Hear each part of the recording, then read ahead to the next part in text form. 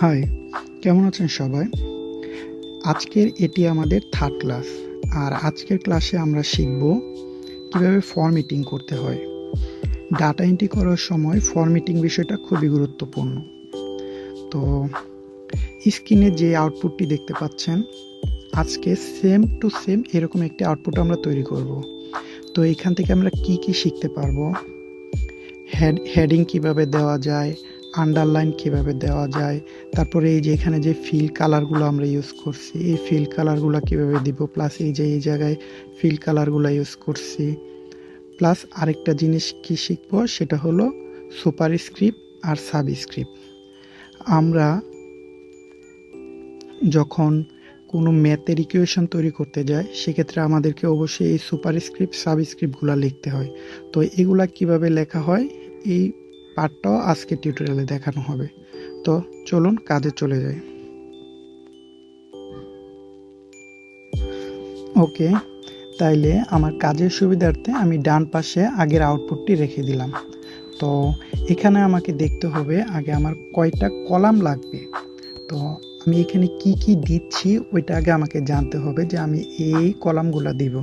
তো আমাকে এখানে কয়টা কলাম ইউজ করছি? ডেসক্রিপশনে একটি কলাম, মান্থ দুইটি কলাম, 3, 4, 5, 6, 7, 8। তার মানে কি আমার এখানে আটটি কলাম লাগবে।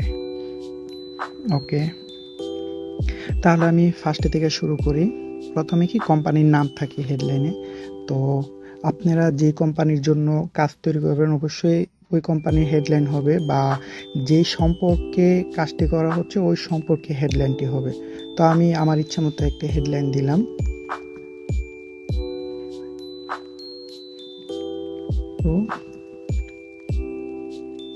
ওকে, এটি আমার হেডলাইন।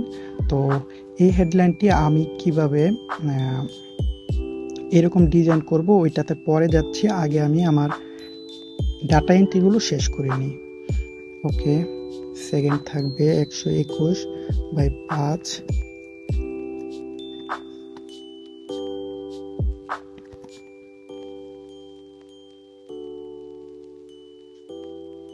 ওকে, তারপরে আমার এখানে আছে ডেসক্রিপশন, তারপরে এর লাইনে আছে আমার মান্থ দিব, সেলস, তারপরে আমার আছে এক্সপেন্স, তারপরে আমার প্রফিট। ওকে, আমি আগে ডাটা এন্ট্রিগুলো শেষ করে নিচ্ছি। তারপরে আমার মান্থের নাম জানুয়ারি। তো প্রিভিয়াস ক্লাস একটু রিপিট করি, আমরা এখানে ফ্রি হ্যান্ডলিংটা শিখছিলাম, ওটা আমি এখানে আবার পাস করতেছি। আমার মান্থের নামগুলো কমপ্লিট হয়ে গেল। এখন আমার এখানে ভ্যালুগুলো দিতে হবে। তো যার ইচ্ছে মতো, আমরা তো আগে থেকে জানবো যে কোন ভ্যালুটা কোন মাসে হয়েছে। তো আমি আমার একটা ডেমো ডাটা দিচ্ছি এখানে। সাপোজ 6000, 3000,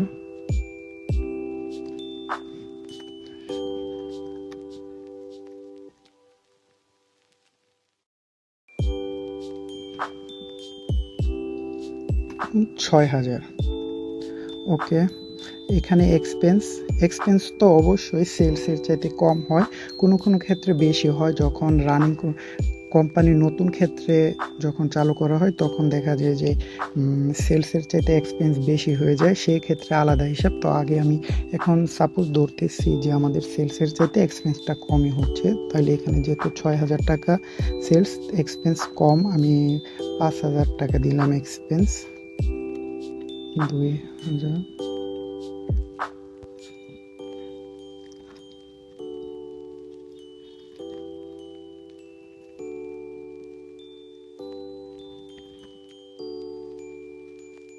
ওকে, এখন এখানে প্রফিটটা অবশ্যই হয় কি সেলস থেকে এক্সপেন্সটা বাদ দিলে প্রফিটটা বের হয়। তো আমি সূত্রের জন্য আলাদা ক্লাস রাখবো, এখন শুধু আমি শর্টকাটে শেখাচ্ছি। যেহেতু সেলস মাইনাস এক্সপেন্স, তাহলে এখানে আমাকে equal sales CF5 sales minus এক্সপেন্সের গড়ের নাম হবে কি C6 ইন্টার আমার এখানে 1000 টাকা। তো এইটা সম্পূর্ণ ফ্রি হ্যান্ডেলের মতো। আমি এখানে ক্লিক করে যখন ড্র্যাগ করব অটোমেটিকলি আমার সবগুলো ভ্যালু বের হয়ে আসবে। ওকে, আমার ফার্স্ট পার্ট কমপ্লিট। তো এখন আমি এটাকে একটু সাজিয়ে নিব। তো আমাকে এটা সাজাতে হবে, যেহেতু এখানে কি হেল্প আইটি লিমিটেড। ওকে, এটাকে আমার এর মতো করতে হবে, তাইলে এটা কি আমাকে মার্চ করতে হবে। তো এই যে এখানে হোমে যাইলে এই জায়গায় আমরা মার্চ পাবো, মার্চ অ্যান্ড সেন্টার। তো আমি এটাতে দিয়ে দিলে মার্চ অ্যান্ড সেন্টার কমপ্লিট। তারপরে এটার নিচে কি আছে, আন্ডারলাইন। তো আন্ডারলাইনটা কিভাবে দেওয়া যায়, এই যে হোমের এই জায়গায় বোল্ডের পরে আমাদের এখানে আন্ডারলাইন চলে আসছে। তো এখানে ক্লিক করলে আমার সিঙ্গেল আন্ডারলাইন এবং ডবল আন্ডারলাইন দুইটা দেখাবে, যার যার ইচ্ছা মতো। তো আমি এখন সিঙ্গেল আন্ডারলাইন দিচ্ছি এবং এটা বোল্ড করতে হবে, যেহেতু এটা একটা হেডলাইনগুলো অবশ্যই বোল্ড থাকে। তো আমি এটাকে বোল্ড করে নিলাম, প্লাস এটার ফন্ট সাইজটা আমি বাড়িয়ে দিব। তো ফন্ট সাইজটা আমি আপাতত 24 দিলাম। তো আমার এই কাজটা কমপ্লিট। তো সেকেন্ড কাজটা কি করতে হবে, এটাকেও আমাকে সেন্টারে নিতে হবে। তো এটা সেন্টারে নেওয়ার জন্য সিলেক্ট করতে হবে, সিলেক্ট করে মার্জিন সেন্টার মাঝে চলে আসলো। তারপরে এইখানে আমাকে দেখা যাচ্ছে যে এটা ডেসক্রিপশনটা এইভাবে আছে, থাকার কথা ছিল কি হরিজন্টালি, কিন্তু এটা আছে কি ভার্টিক্যালি। তাইলে আমাকে এটাকে ভার্টিক্যালি নিতে হলে কি করতে হবে, কোন ওকে।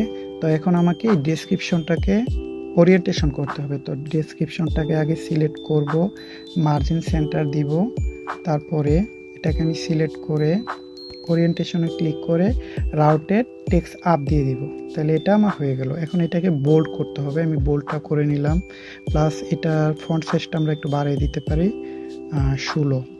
ওকে, এইখানের এইগুলোর ফন্ট সাইজটা আমাকে বাড়াইতে হবে, বোল্ড করতে হবে। তো আমি এই জিনিসটা করে নিচ্ছি, 12, 16, 12। ওকে, এই কাজটুকু কমপ্লিট। এখন আমাকে বর্ডার দিতে হবে। তো আমি ফুললিটাকে একটা বর্ডারের ভিতরে রাখবো, তারপরে বাকি আউটসাইড বর্ডার হবে। তো এখানে ফুল বর্ডার জন্য অল বর্ডারে ক্লিক করব, অল বর্ডার ক্লিক করলে ফুলটা বর্ডার হয়ে গেলে এখন আমাকে কি করতে হবে, এটাকে ঠিক আউটসাইড বর্ডারটা দিয়ে দিব। ওকে, তাহলে আমার এটার কাজ কমপ্লিট প্রায়। এখন আমাকে কালারটা দিতে হবে। তো কালারটা দেওয়ার জন্য এইখান থেকে যে ফিল কালার, হোমে থেকে ফিল কালার ইউজ করতে পারি। তো যেহেতু হেডটা একটু গাঢ় কালার হয়, তো আমি একটু গাঢ় কালার দিয়ে দিলাম। আর এই ডেসক্রিপশনগুলো আমি একটু হালকা কালার দিব। তো সেক্ষেত্রে আমি এটা ইউজ করতে পারি, আপনারা আপনাদের ইচ্ছা মতো কালার দিবেন। ওকে, ডান। এখন আসি আমি সুপারস্ক্রিপ্ট আর সাবস্ক্রিপ্ট। তো আমি অলরেডি বলে দিয়েছি যে এগুলো আমাদের ফর্মুলাগুলো ইউজ করি। তো এটা কিভাবে আমরা ইউজ করব, সাপোজ আমরা a square plus 2ab plus b square সূত্র লিখব। তাইলে আমি a2 plus 2ab plus b square. তো এটা তো এরকম হলো। তো এখন এটাকে আমার ফর্মুলাতে নিতে হবে। তো ওইটা কিভাবে করব, তো যেটাকে আমি সুপারস্ক্রিপ্ট করতে চাই ওটাকে সিলেক্ট করব। সিলেক্ট করার পর এই যে এখানে ফন্টে এই বাটনে ক্লিক করব, ক্লিক করে এখানে সুপারস্ক্রিপ্ট সাবস্ক্রিপ্ট আছে, তাইলে আমাকে এটা সুপারস্ক্রিপ্ট করতে হবে। ওকে, চলে গেল। ওটাকেও আমাকে সেম প্রসেস ফলো করতে হবে, সুপারস্ক্রিপ্ট। ওকে, তাইলে আমার সুপারস্ক্রিপ্টটা শিখে গেলাম। এখন আমাকে শিখতে হবে কি সাবস্ক্রিপ্ট। তাহলে H2O, এখানে আমার টুটাকে সাবস্ক্রিপ্ট করতে হবে। তাহলে সেম প্রসেস ফলো করব, subscript. Okay okay, same to same হয়ে গেল। এখন আমাকে কি করতে হবে, আমি প্রিভিউ দিয়ে দেখব যে আমার কাজটা আসলে কীরকম হলো। তো এটা করার জন্য আমাকে কি করতে হয়, প্রথমে সিলেক্ট করতে হয় যে আমি কোন জায়গাটুকু প্রিভিউ দেখব। তো আমি সাপোজ এই পর্যন্ত সিলেক্ট করব, তারপরে পেজ লেআউট থেকে প্রিন্ট এরিয়া থেকে সেট প্রিন্ট এরিয়া দেব। তাহলে এইটুকু কি আমার সেট হয়ে গেল যে আমি প্রিভিউতে এইটুকু দেখব, এইটুকু প্রিন্ট দিব। তো দেন এখানে ক্লিক করব, ক্লিক করার পর প্রিন্ট প্রিভিউ দিব। এই যে আমার জিনিসটা চলে আসলো যে আমার A4 সাইজ পেপারে আমার এইভাবে জিনিসটা প্রিন্ট হবে। তো আজকের টিউটোরিয়াল এই পর্যন্তই। তো নেক্সট ক্লাসে আবার দেখা হবে নতুন কিছু নিয়ে। ওই পর্যন্ত সবাই ভালো থাকেন। আল্লাহ হাফেজ।